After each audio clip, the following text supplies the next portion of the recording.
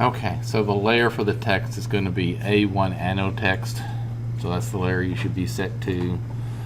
All the plans are at 1/8 inch annotative scale. That should already be set. If you go to annotate, I personally like using the single line text because a lot of times in architectural drawings things are so cluttered or so tight you don't really have room to do multi-line. You can do multi-line, and just sometimes you get into situations where you'll have to explode it anyway. I personally like single line better for that very reason. Anyway, in the text style manager, this is set to stylus BT. It is an annotative style, and the paper text height is 11/256. That actually comes from trying to get 4 inches high in model space to be similar to that, but there's no direct translation from a 496 fraction to a 256 fraction, so it's a little bit slight, but that's basically, this is close to 4 inches in model space height.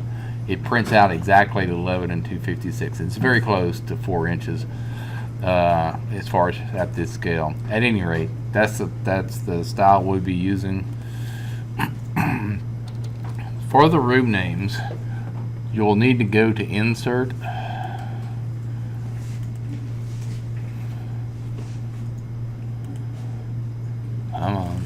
there we go, more options as usual. Go to the shared directory, of course. So that's not where I'm at. So shared directory, instructors always. Come to the blocks that are under my name, under the 1417. And it's going to be floor plans and first floor plan blocks, and this is first floor plan text. Room title. Alright, so what I would do is put it in the drawing. Now this particular block comes in where you would have to copy it and modify that block, but there's actually an easier way to do it. If you explode it once, it's going to inherit the properties, and then it'll be able to be edited that way. So instead of having to modify the block every time, just explode that one and then copy this around, you know, wherever it needs to be, and then change it.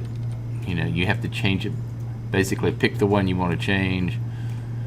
And if that's concrete, I don't have the plan in front of me, but I'm assuming it was concrete. Make sure it's capitals. And I think the ceiling height may be different in the kitchen. I don't really remember. So anyway, so check the original plan. Let's do that right now. I'll open the assignment. Let's see if we download that.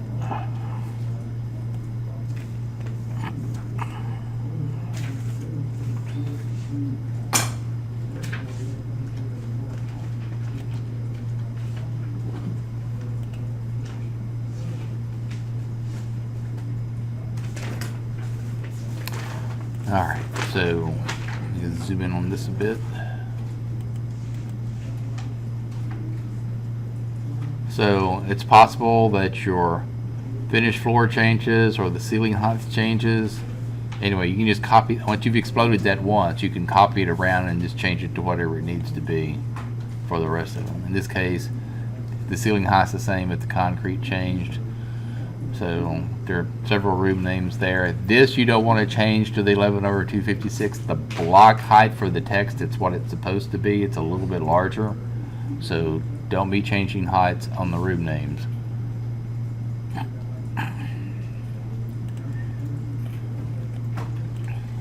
Alright, so basically you would just copy it wherever you needed it to go. You know, if this is kitchen, you would just double click on it. Do not erase the %U. That is the underline for the room.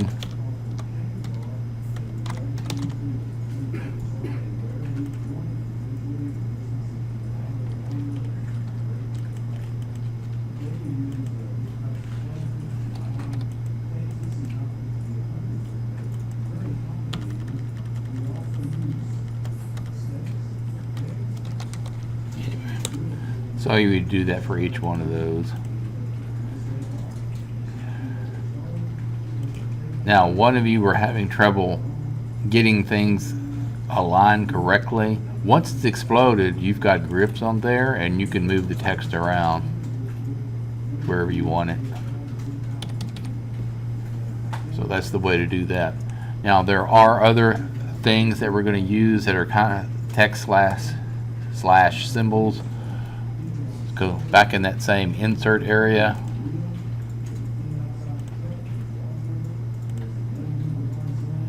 They're like elevation markers and then cabinet markers inside of that. The elevation marker is for the exterior elevations.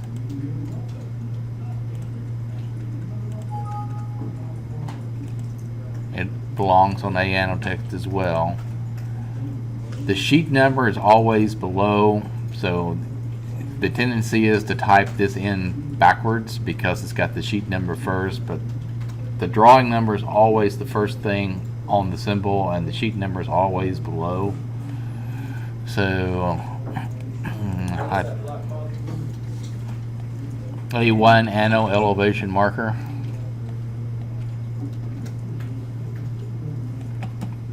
And if we look back at the handout here, it's like this, except the one below is going to be 1 over A2.1.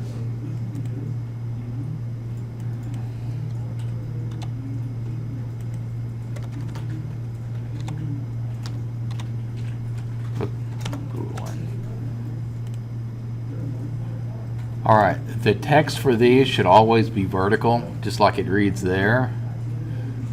So don't physically rotate the symbol when you change the position. For example, when you copy this over or reinsert it, go ahead and insert it or just copy it over, either way. This is a little bit dynamic in the fact that you can grip the symbol itself, and if you grab this circle out here, you can turn the direction, hit your ortho on, and then you can come back and change the numbers as required. So you can rotate that arrow with the circle, the dot there, without having to actually physically rotate the symbol. For the interior elevations, like in the kitchen here, there's one specific to the kitchen. It's called, let's see, this one is the one with all 4 directions.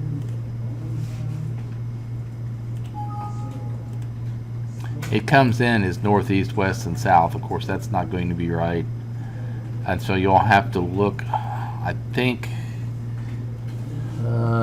one is at the bottom, which would be south. The west, I think, is 2. The north, I think, is 3. And the east, I think, is 4. You can check the print, but I believe that's the order it's in. And then there's another interior elevation marker that's separate from that one. That's called interior elevation mark. No, not that one. Single mark east. Yeah, single mark east for this one. You can use the same symbol for number 6, but you will have to explode it to change it. Otherwise, it's going to give you that same block editor problem. So explode this once, and then you can come in and change the number to 6. And then the last one on the first floor here is the one in the utility.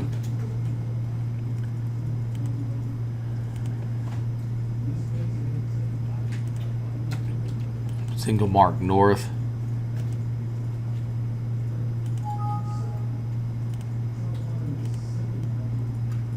Alright. So as far as the inserts for the text, I think that's it. Got the room title, the interior elevation markers, and the elevation marker for the exterior elevations. Text itself, when you put it in, should always read left to right or bottom to top. never right to left or top to bottom. So if you put in a text, let me just put it here.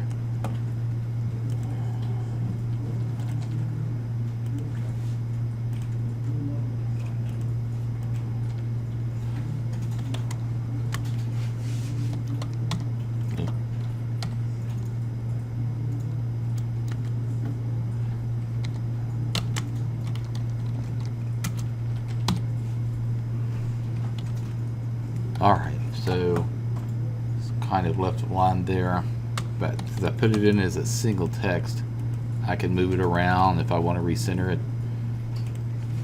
Another good reason not to do multi-line text. Alright, so that's the correct direction. If it happened to go up and down as opposed to that direction, then the correct way to put that in would have been bottom to top.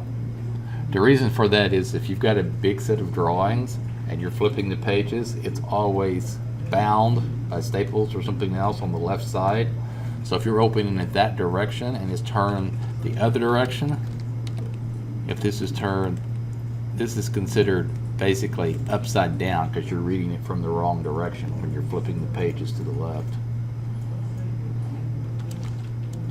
So left to right or bottom to top. And there are like many different places that you're going to have to put in, just type in the text. So if it's not a room name or one of these symbols, if it's like this, you're going to have to type it in. 1R space 1S stands for one rod, one shelf. These are the key designations back to the legend for the doors and the windows. This is tricky because you want to make sure that you put these in at the same distance out every time, and you don't want to be too far out and you don't want to be on top of that line. So I always say about 2 inches out is about right.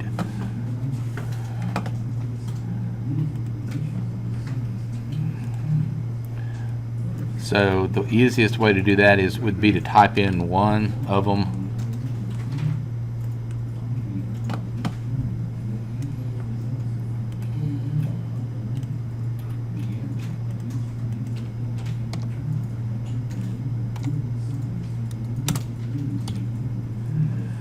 And then just copy it. Make sure your ortho's on, and you can kind of keep it in the same place every time if you have your object snaps on.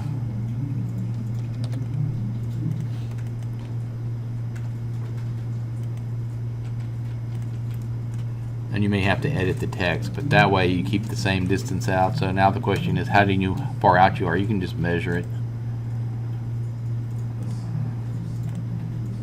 So basically from here,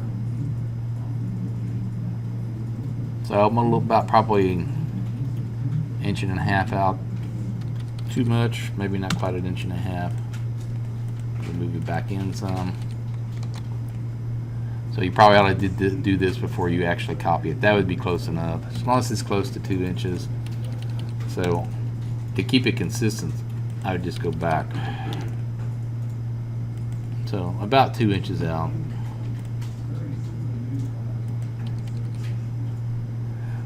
Internally, mostly you've got to make sure you can read the text and the dimensions. So it's more important you read the dimensions. So move stuff around however you need to move it to make sure it clears stuff.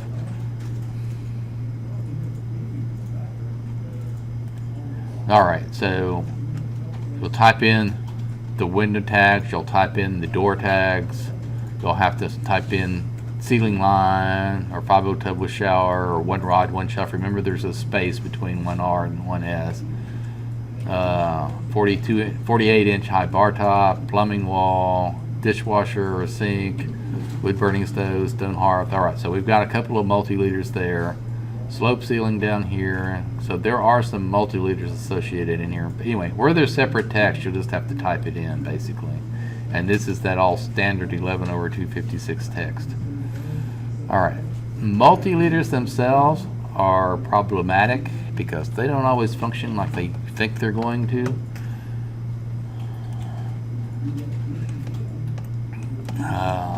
just show you the example. Under annotate, we'll be using the annotate of 96, and the multi-leader style is one that I set up. But basically, you draw that in, and you can put text with it, but I don't recommend it. The reason is the multi-leaders sometimes behave very weirdly, the best way to say it. So if I'm coming down here and come up here and come that direction and put text in, maybe that'll work. If I'm coming down here and coming the other direction and come back this way and I'm putting text in there, oh gee, what just happened? That didn't do what it was supposed to. A lot of times they don't. So I've always thought they should improve on this in AutoCAD, but the reason you use multi-leaders is because they're annotative and they resize with the scale of the drawing. So in the old days before annotative scales, if you scaled up a drawing from like 1/8 of an inch to 1/2 of an inch, you would scale up everything at once, so it would be 4 times to get to 1/2 an inch. Well, the text and the dimensions would scale up 4 times also. So you would have to go back and rescale the dimensions and the text back down 1/4 to keep them at the right size. So it was kind of a pain. So they added multi-leaders and dimensions and text as all annotative. And so if you use the multi-leaders, they always look the same size. If you use leaders or click leaders, they're considered model space and they don't resize themselves, so they could look too big or too small and they don't stay consistent. So you've got to use the multi-leaders even though they're a pain. Alright, so what's the best way is to work around on this? Separate the multi-leaders from the text. So when you put in the multi-leader, wherever it is, you escape, I think. Yeah, if you just escape it, then you can come back and put the text in as a separate entity.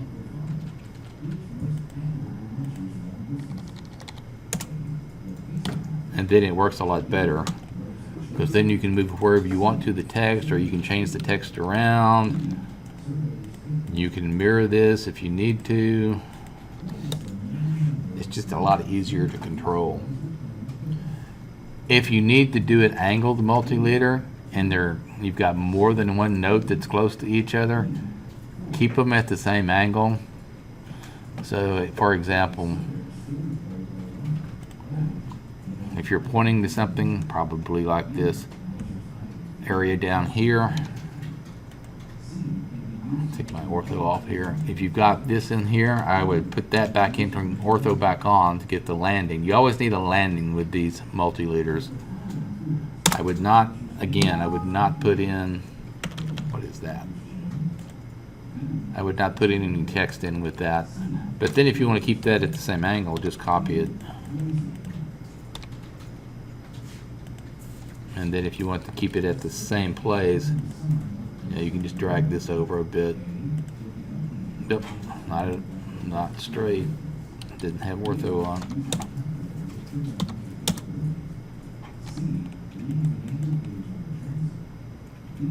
So the idea is you want it to look fairly consistent. So where does that occur in the drawing? I know it occurs at least in one place, which is right here in this area.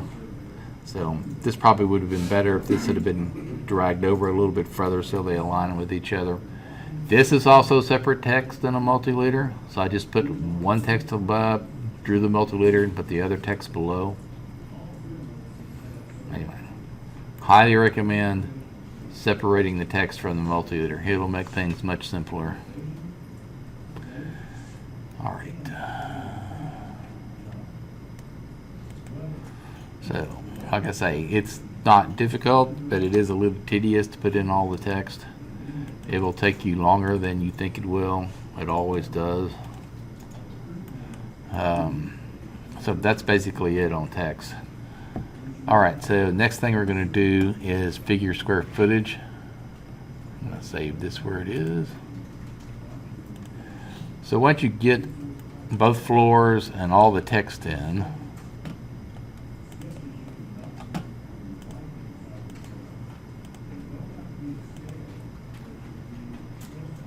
Then you'll have all this stuff in the drawing. Basically, except for the square footage table, you're going to have most of the stuff in the drawings at this point that you're going to need in there.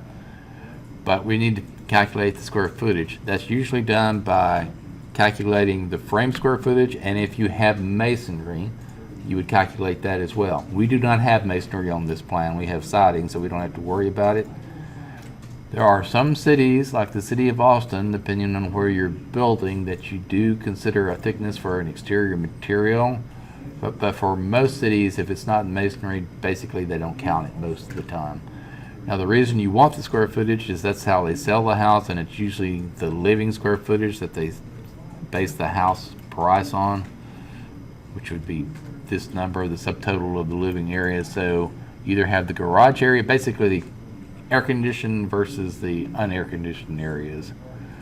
For this, I would create a separate layer, maybe one SF or two SFs, or area 1 or area 2. It doesn't really matter as long as you know what it is.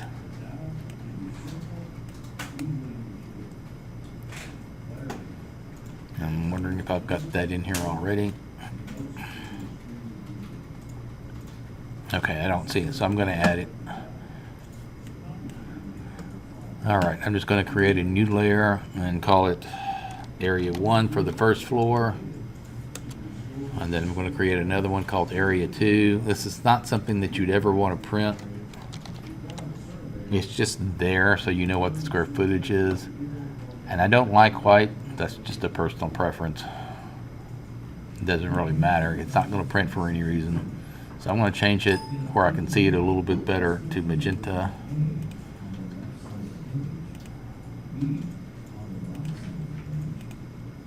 I'm also going to set this, expand this out so I can see what's going on.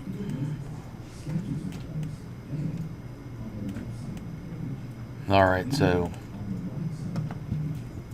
I'm going to set the current layer to Area 1. Alright, so the easiest way to do this, you want to follow the frame wall, not the siding. And you want to put any wall that's with the living into the living area. So use a polyline. That's the easiest way to do this. PL. Make sure your object snaps are on. I'm not sure mine are. There we go. And this follow ortho is probably a good thing to have on too. And just follow the outside perimeter frame.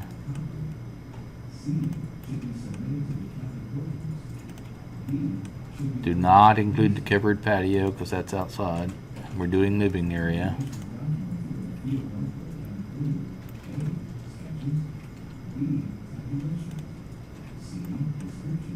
Alright, so here we've got to come to the other side of this wall. So if we're putting the wall into the living, so PER for perpendicular, and then back across all the way down. Here, do not include the porch, and I missed the point, so I'm going to undo and pick the right point. Okay. Alright, here's this.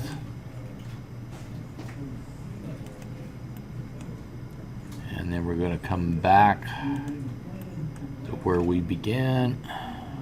I'm going to close the polyline, and then I'm going to use the list LI or LIST, this one, and it'll give me 1154.5. If it's 0.5 or above, you round up. So that's 1155. So first floor living.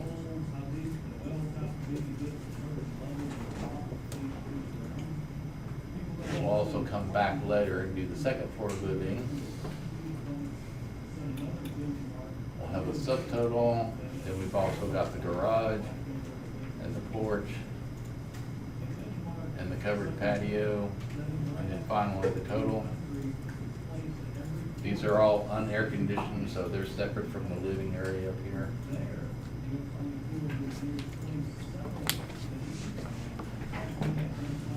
All right, so we'll go back and do those. We'll get the garage first.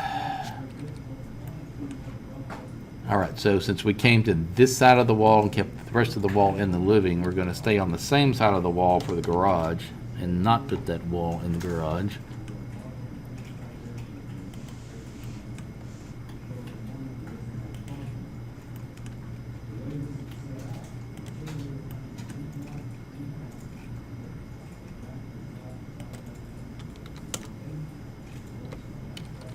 I'm going to list that polyline 429.62, so round up to 430 for the garage.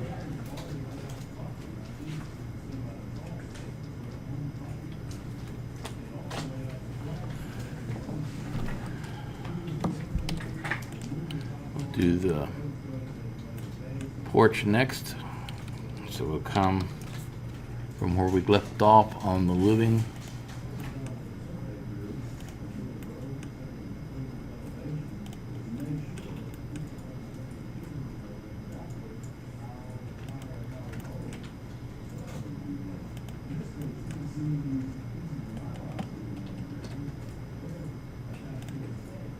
Yeah, still where I needed to go. There we go.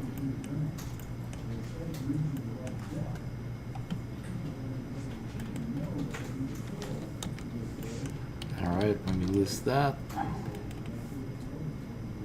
237.5, so we'll round up to 238.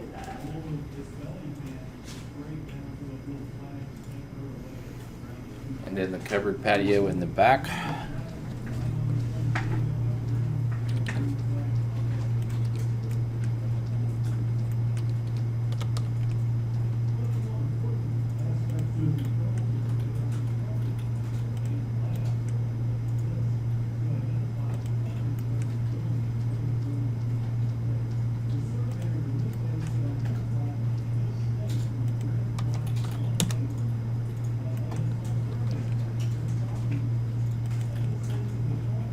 $63 on the nose. All right, so 63 for covered patio. And we still need the second floor living. So we got to go to the second floor, put it on area 2. So I'm going to run the layer state for the second floor.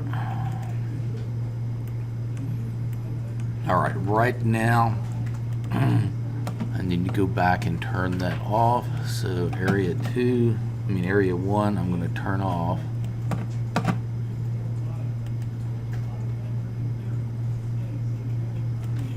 I'm also going to set it to non-print while I'm here. All right, so area 2 is current. Same thing for this floor. We're going to follow the perimeter frame wall. But we won't have to do an extra step because where there's no floor, you can't count an area for the floor. But we'll stick with doing the gross square footage first.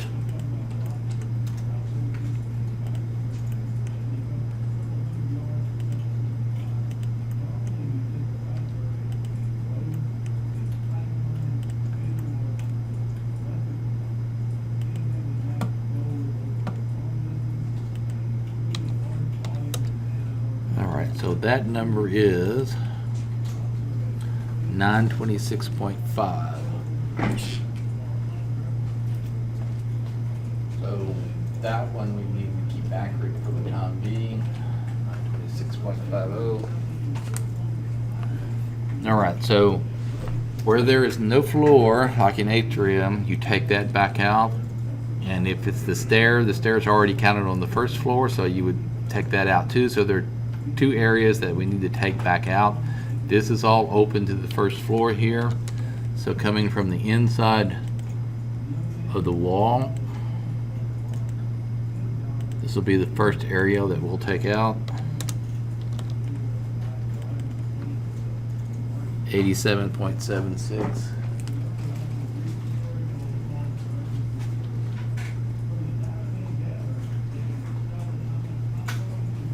The other one is the one where the stair and the atrium over there is, which is diagonally across. So at the stair, you want to take out to where the wall is here and where the stair ends up here. So I'm going to start right here on the inside wall, the edge of the floor. Take all this out.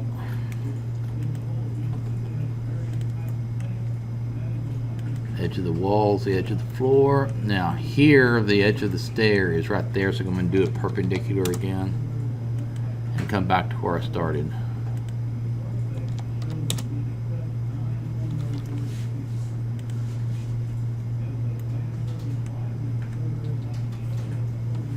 $125.97.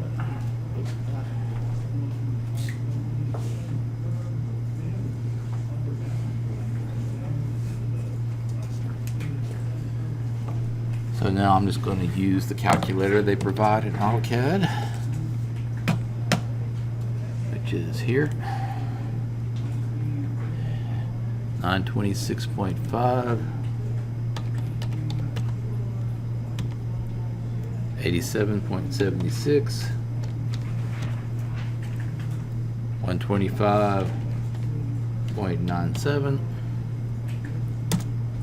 712.77,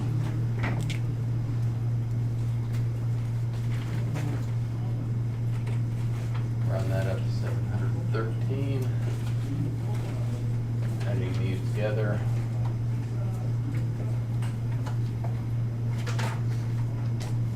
That's your saleable square footage.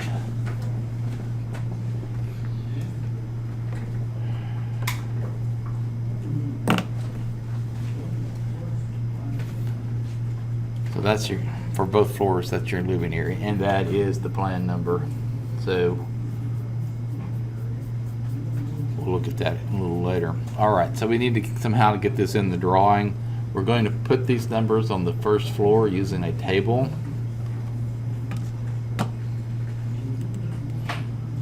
So I'm going to go back and run my first floor layer state again. Make sure all my areas are off.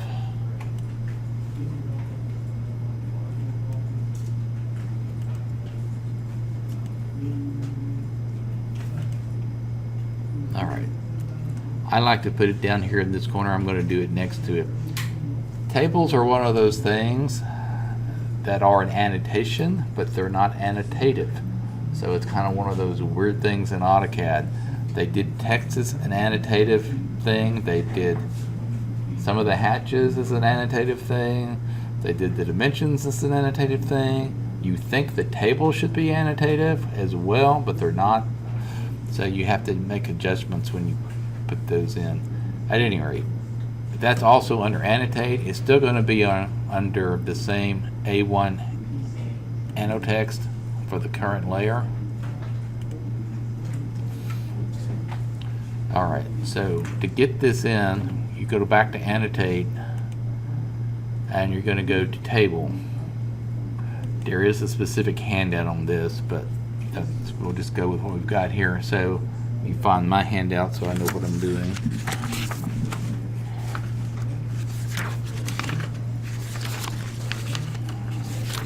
Call it creating a table for the square footage chart.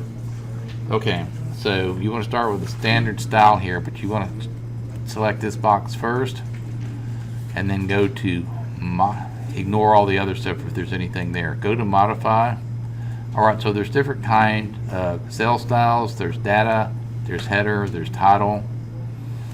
So under data,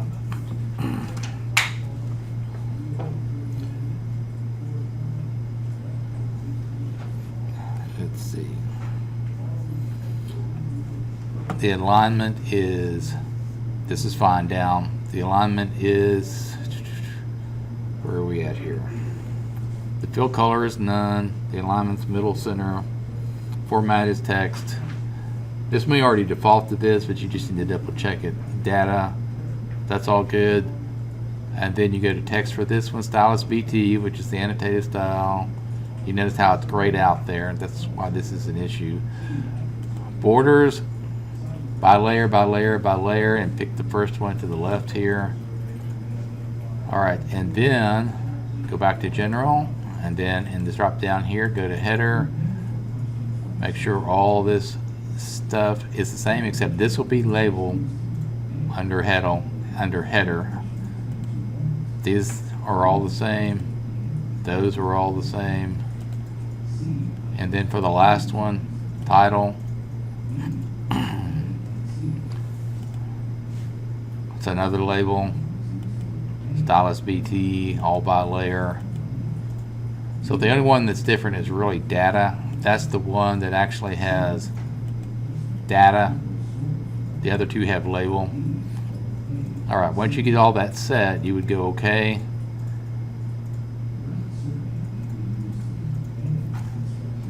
And then set current. And close this, and it brings you back to this. Now, this is like number 12 in the handout. So what we want to do here is set the number of columns to 2. And the column width to 3'6".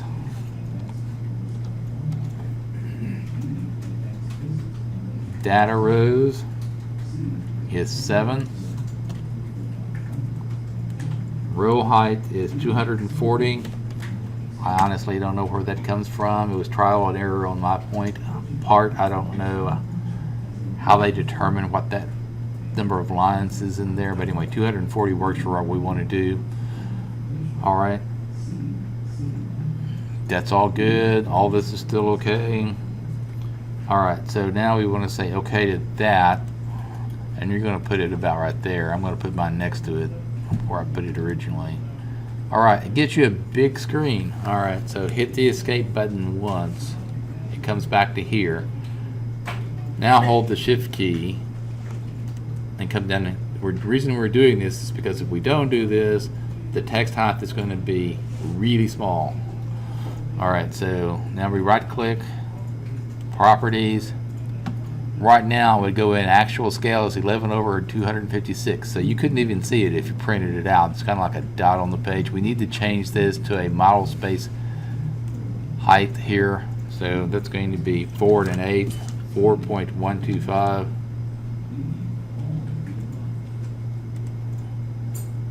Alright, so now we're going to come back and escape that, and then we're going to come back in the first one here and double click and type in and make sure it's capital letters.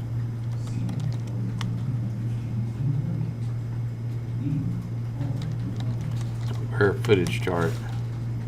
Enter that once and then enter it again and type in first living. Enter that, second living,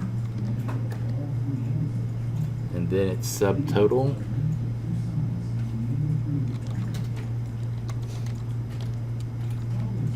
Garage, porch, enter, covered, abbreviated, patio, enter, total, enter, it'll kick you out. So double click here, type in frame, enter, 1155, the living area for the first floor, 713, the living area for the second floor. This one we're going to do a little bit different.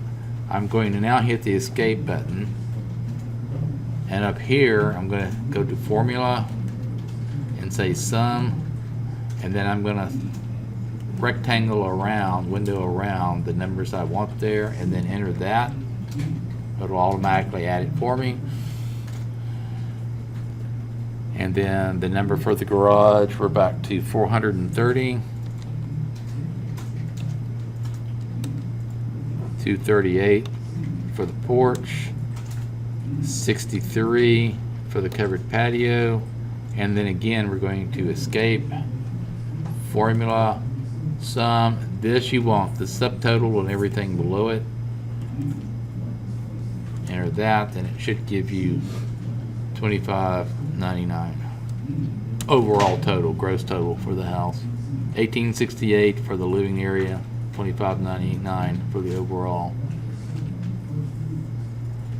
Anybody having the text come in infinitesimally small, you can fix it, but you have to go back and highlight it with the gold and force it in the properties to be that 4.125.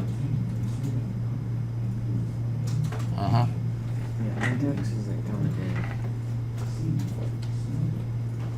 in. Oh, it's probably there. Have you typed in anything? Yeah. So like the first three. All right, so let's do this. Hold the shift key. All right, so let go. Right click, properties, Just that. 4.125. Okay. Save that. Yeah, you missed that step. It's Where is that step 4.1? in the properties. All right, so right click and go to properties. Yeah. So I'll go with that 4.125. Where is this?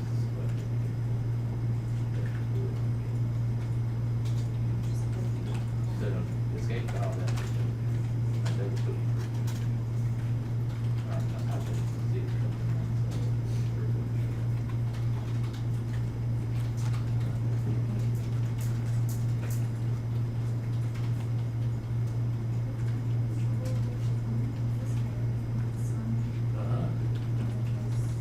Should window around that.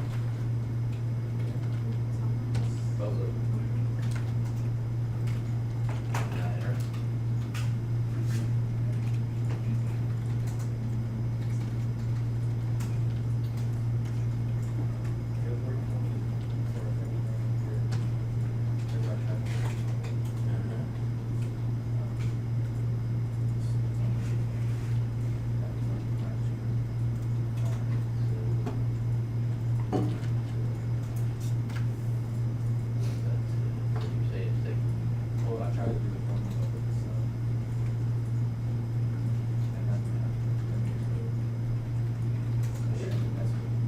Okay, it's probably coming in.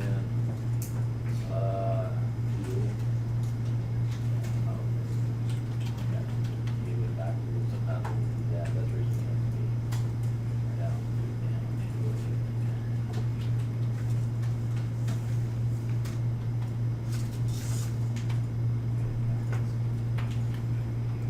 I don't want to go back.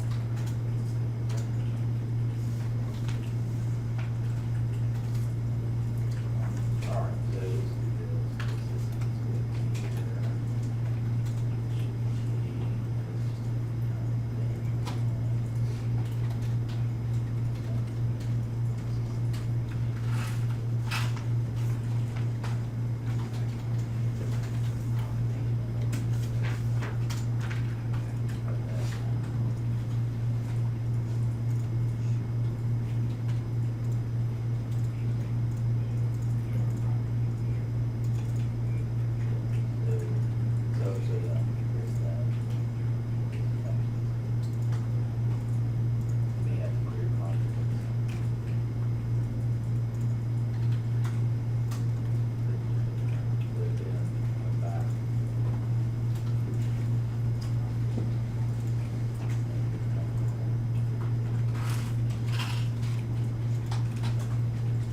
Yeah, see, that's actually there, but now it's not at the right size.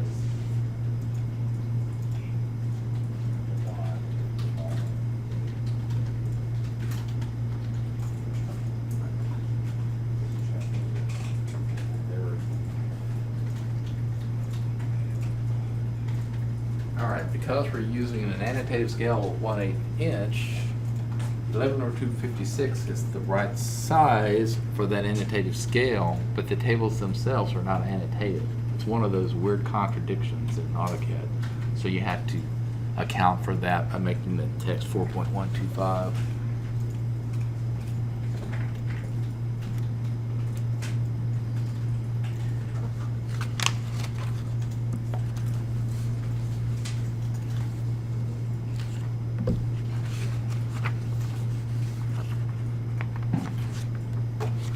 Okay. So,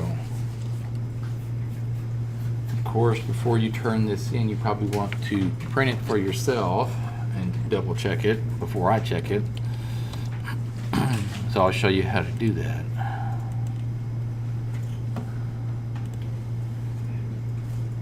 Alright, so let me save this one to get me into another drawing.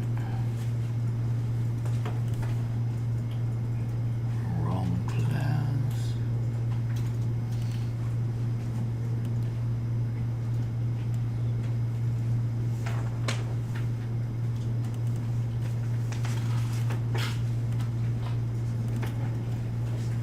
Alright, so now you should have everything in the drawing. So for printing, you need all the model layers on and thawed the way we're going to do this. Alright, so the first thing I would do would be to change the name of this layout down here. So click on it, right click, say rename 1F for first floor, enter. Alright, we don't have a viewport in here yet, or the title block, nor the sheet title. So what we're going to have to do is make sure that we've got a layer created for the viewport, which is going to be called XVP off. You don't want it to print, it's a non-print layer, and it's going to be white. So if you haven't added that layer, do it now. X-VP- off, because that's going to be our viewport layer.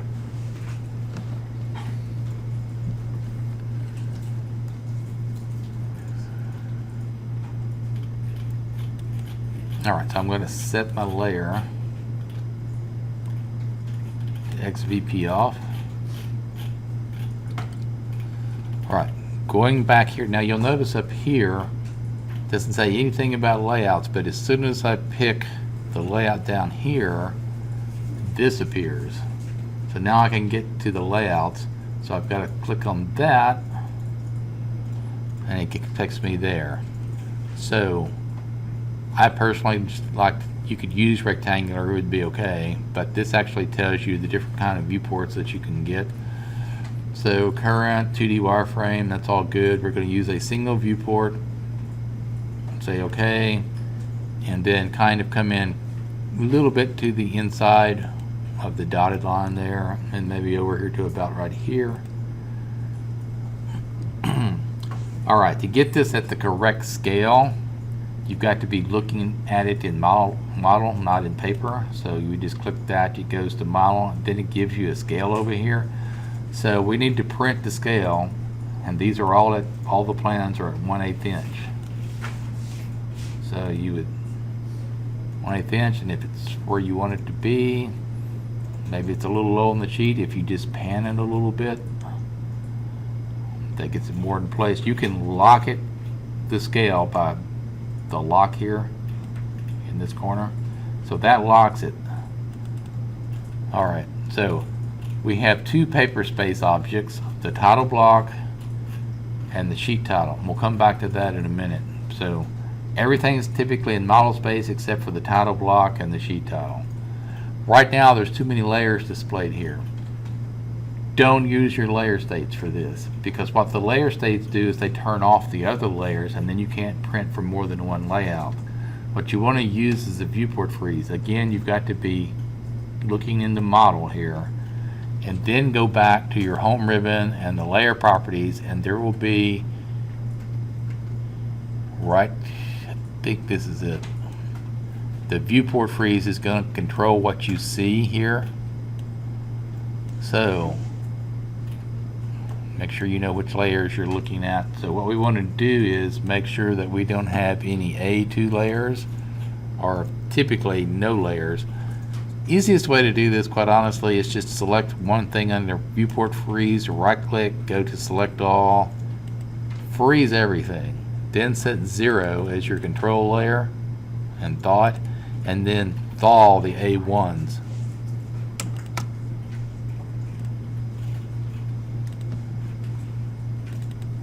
And so then that gives you your scaled drawing with the correct layers. The title block and the sheet title are on layer 0, and they're inserted in paper space, so we're already there. So insert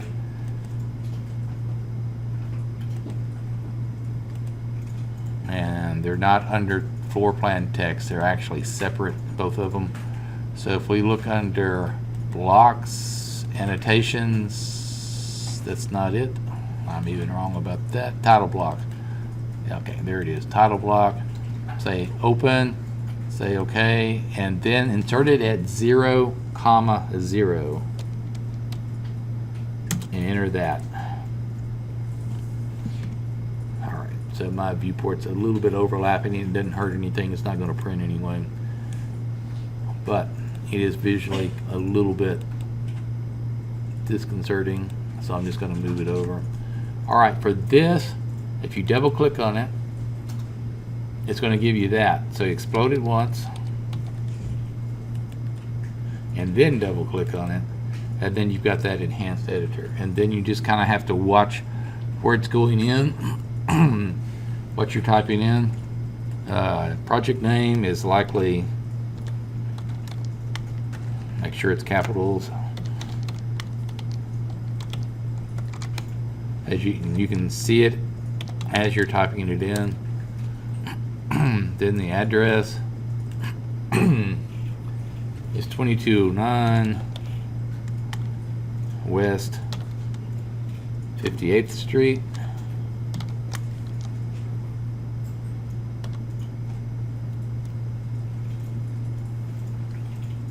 And then the city state, of course, is Austin, Texas 78725. Then the sheet title, which is going to be floor plan level 1, I believe.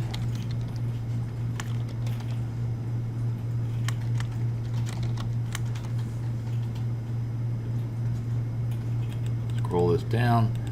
Sheet number is A 1.1.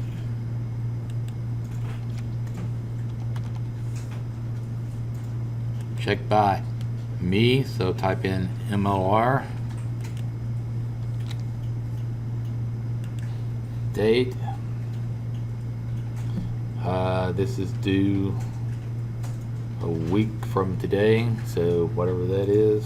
Today is the 10th, 17th. So 06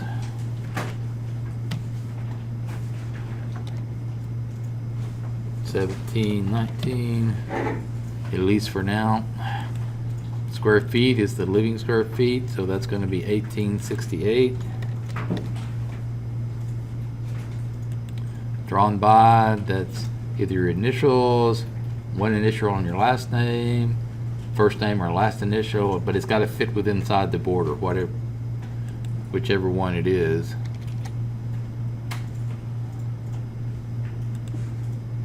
File name is 1417 plan.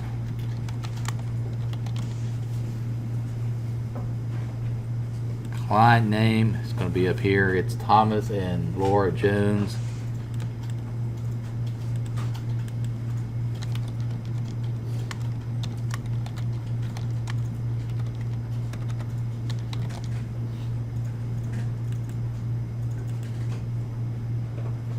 I think that was it. Did we get all of them? I think that's all of them. All right. And now for your sheet title, go back to insert.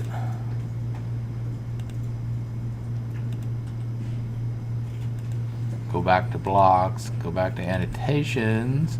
Paper space view title is what you're looking for, so double click, handle drawing. Sort of line this up with the left side of the plan, right here. Put it a little lower. Alright, the name is floor plan dash level 1. The view is the number of the drawing, so 1. And the scale of the drawing is scale colon 1/8 inch equals 1 foot dash 0 inches. And yes, you do need to put it exactly that way. If you leave off the 0 or don't do it that way, I'll mark it up. That's the way it's done.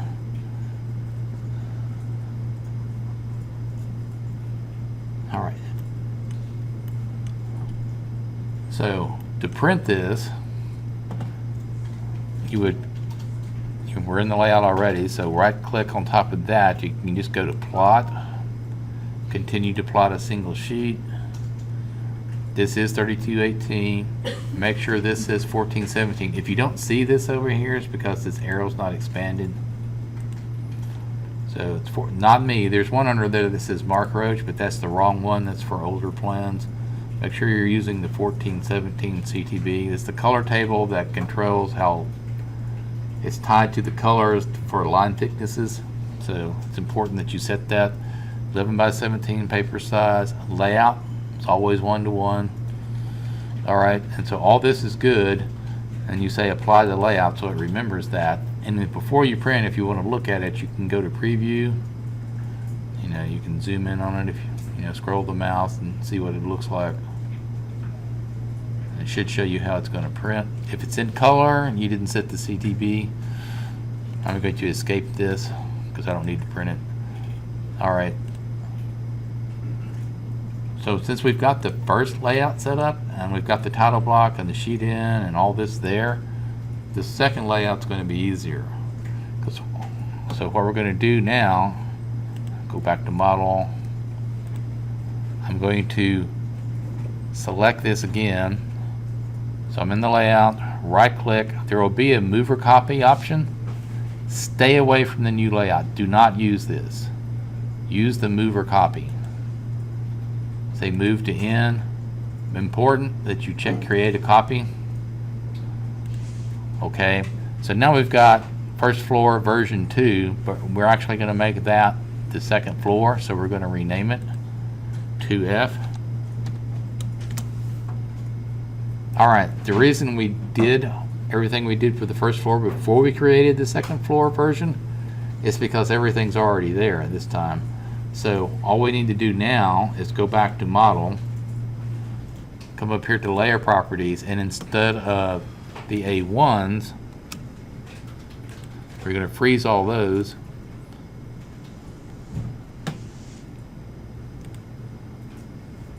And we're going to thaw all the A2s. So I'm going to go back to layer properties, and quite honestly, I want you to get used to, actually I did that incorrectly. Let's go ahead and I'm going to turn those back on. I did it in the wrong one. So this is a good example of what not to do. This is the one you want to be controlling stuff in.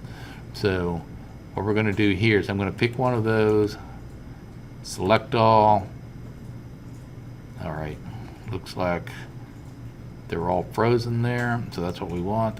0, and then we're going to come back to the A2s and thaw those. So the only thing that's solid is the A2 and 0. So that's the second floor plan. And so now this is already there. It's still detail 1 on this sheet, but it is level 2. So you can't change this unless you're in paper space. So we go back to paper.